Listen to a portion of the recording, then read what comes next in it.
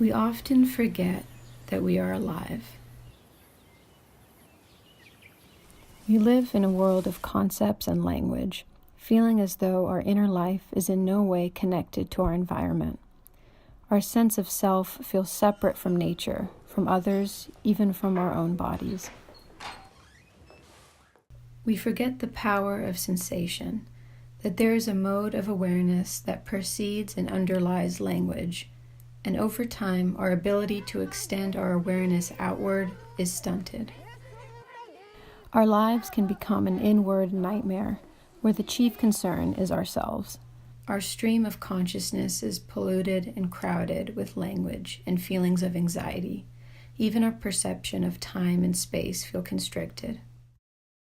I will explore Julian Schnabel's film At Eternity's Gate in regards to how sensation can change our perceptions and help us remember that we're alive.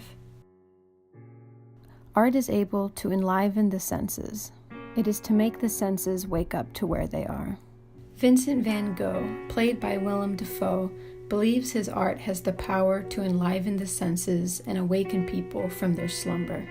In the beginning of the film, he seeks to capture and convey his way of seeing the world for others. What do you mean by consolation and hope?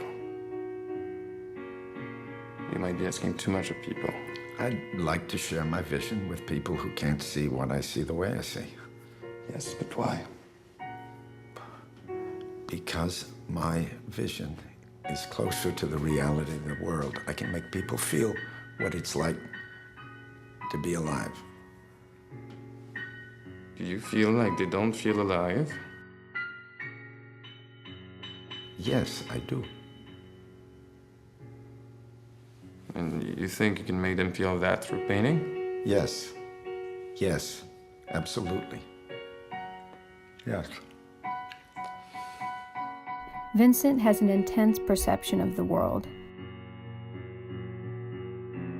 His way of seeing inspires experiences of bliss, non-duality, and profound beauty, but also terror, moments of madness, and bouts of aggression towards himself and others. Your vision of the world, as you say, is quite frightening, isn't it? Yes. Do you feel angry sometimes? Yes. And what do you do then? I go out and look at a blade of grass or a branch of a fig tree in order to calm down. And it works? Yes. I feel God is nature and nature is beauty. So much of the film is about how Vincent sees and feels. One of the main things the film does to help us feel as he does is done through the cinematography. There are point-of-view shots looking out of Vincent's eyes, seeing soft waves of grass parting in front of us or helping us to feel a part of conversations. We're either being spoken to or listened to. Characters are framed dead center, like portraits in a painting. Where are you going? Vincent! Throughout the film, the technique of blurring parts of the frame is used, but here it feels as though we're looking through Vincent's eyes as they well with tears. The whole scene is in blue. Come on, why are you being so dramatic? We hear Vincent's thoughts as previous moments play, out of order, even overlapping, much like the nature of thought. What? I sold some paintings lately. Maybe your brother told you? Don't do it to me. I beg you. No. Nothing. You have nothing to do with this decision. Where are you going? Most often, the camera movement is fluid and subjective. At first, this may be jarring, but as the film goes on, we become used to it, and it has an effect. A scene in Vincent's bedroom. He is painting his shoes while the wind blows outside. The camera moves around him, with him. With the wind blowing in the background, it feels as though the movement of the camera resembles wind. The movement is organic, like branches swaying, but it goes farther than that. If we were to step away from the content of our stream of consciousness, remove ourselves from what is being thought, felt, imagined, there is a rhythm we can be aware of. The camera movement seems to replicate the rhythm of Vincent's internal life, which is often synonymous with his surroundings, specifically when he's out in nature. The rhythm of the camera work alters our perception. We are more inclined to feel as Vincent does, put into the same rhythm as him. So much of the film has this loose, fluid, organic character. Vincent's paintings are this way. They churn and swirl, the brushstrokes giving the image motion and life. Vincent's process is also of this fluid nature. You have to plan your painting slowly. His brush is always moving. What's the rush? He is guided by feeling, by sensation. Vincent disagrees with his painter friend, Paul Gauguin, about the process of painting. While Paul believes one should take their time and conceptualize the painting before beginning, Think about the surface that you're painting on and how the paint will sit on it. You're changing things so fast you can't even see what you've done. Vincent is more interested in the act of painting. It should all flood out of him, be done in one gesture, quickly. In an argument about this, Paul tells Vincent to calm down. Get control over what you're doing. Maybe you should work inside more. I spent all my life alone in a room. I need to go out and work to forget myself. I want to be out of control. I need to be in a feverish state. It's called the act of painting for a reason. All right, calm down. I don't want to calm down. The faster I paint, the better I feel. To be caught up in feeling and sensation, to feel intensely, that is to be alive. This is what drives Vincent's art. Paul argues that one should paint from their mind, while Vincent is happy to represent nature, to capture its beauty. You don't need to copy anything. I don't copy. I know, but why don't you paint just what's in your mind, what your brain sees? Because the essence of nature is beauty. What do you mean? It is not the language of painters, but the language of nature which one should listen to, the feeling for the things themselves. For reality is more important than the feeling for pictures. And this beauty that nature is divine. For Vincent, going out in nature changes his being, lends him clarity, and is even so overwhelming he forgets himself completely. I experience a period of frightening clarity in those moments when nature is so beautiful. I am no longer sure of myself, and the paintings appear as in a dream. When I look at nature, I see more clearly the tie that unites us all. A vibrating energy, speaking in God's voice. Sometimes it's so intense, I lose consciousness.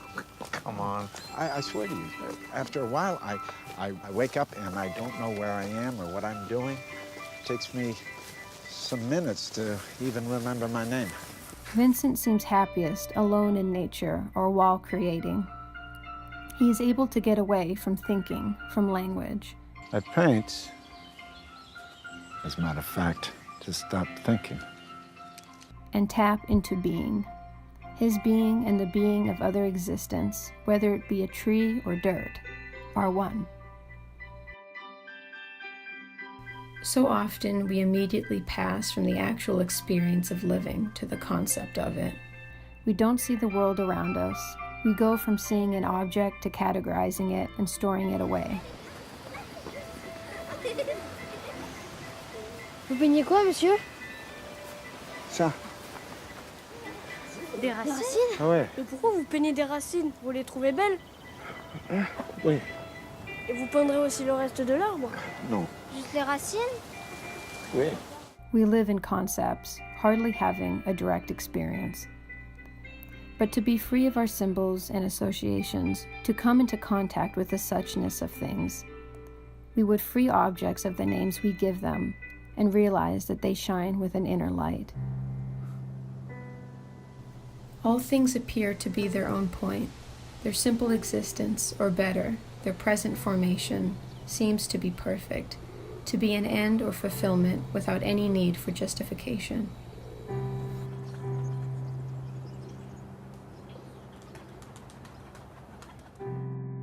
Realizing this allows for the awareness that the finite is a kind of manifestation of the infinite. At this point, we are no longer worrying about ourselves or the past and future. We are entirely present. And one realizes this moment is eternal. It has a feeling of presencing, of expanding.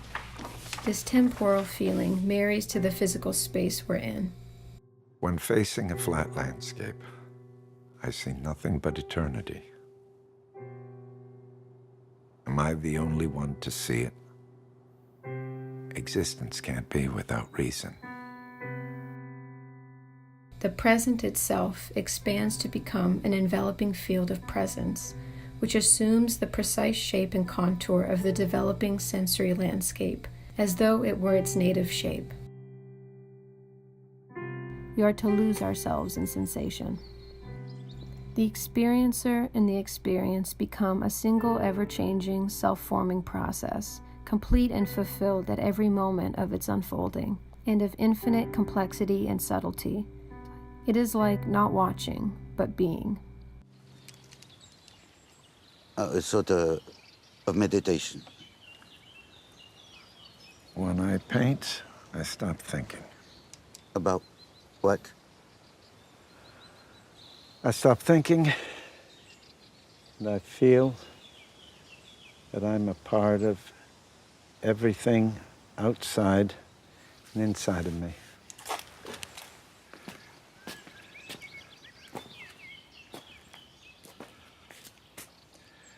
I wanted so much to share what I see. An artist. Yes? I thought an artist had to teach how to look at the world, but I don't think that anymore. Now I just think about my relationship to eternity. To become the sensations as distinct from having them engenders the most astonishing sense of freedom and release. We remember that we are alive.